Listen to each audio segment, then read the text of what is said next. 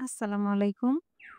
আমি এই hand paint আর হাতের কাজের কম্বিনেশনে এই প্যাচ ওয়ার্কটা করে নিয়েছি পদ্ম ফুলের থিমে। আজকে আপনার সাথে এটাই শেয়ার করব কিভাবে আমি পুরো ডিজাইনটা কমপ্লিট করেছি। তো ১ম এ আমি প্যাটার্নটাকে এভাবে ফেব্রিক কালার দিয়ে কালার করে নিয়েছি। আমি এই ফেব্রিক কালারগুলো ইউজ করেছি। এগুলো লোকাল ফেব্রিক কালার। তো আমি কলি আর পাতার জন্য দিচ্ছি জলপাই কালার। এভাবে করে আমি তুলি দিয়ে রং করে নিচ্ছি। এটার সাথে আমি কোনো মিডিয়াম ইউজ করিনি। আর যদি আমার রংটা একটু পাতলা করার প্রয়োজন পড়লে আমি সামান্য একটু পানি নিয়ে নিচ্ছি ব্রাশের সাথে। ব্যাস আর এটা রেডি কালারই ছিল। এটার সাথে কোনো কিছু মিক্স করতে হয় না। আর এটা ফেব্রিক কালার তাই এটা দিয়ে কাজ করার পরে শুকিয়ে নেওয়ার পরে এটা ধুলে উঠবে না। এবার যে আউটলাইনটা ছিল এটাতে আমি রান স্টিচ করে নিচ্ছি বা আমরা যেটাকে কাঁথা স্টিচ বলি। এটা দিয়ে আমি পুরোটা রাউন্ড শেপে সেলাই করে নিচ্ছি।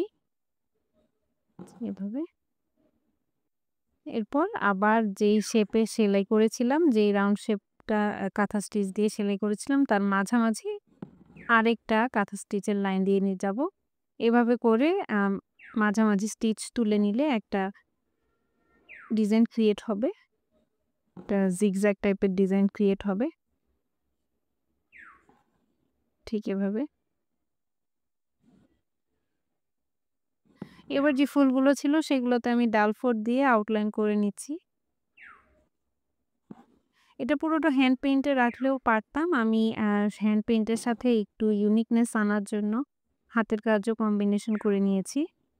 তো এই জায়গাটা সেলাই করতে একটু কষ্ট হয় যেহেতু আ আ ফেব্রিক কালারগুলো শুকিয়ে গেলে একটু শক্ত হয়ে যায়। তো এইখানে সুই দিয়ে কাজ করতে একটু কষ্ট হয়।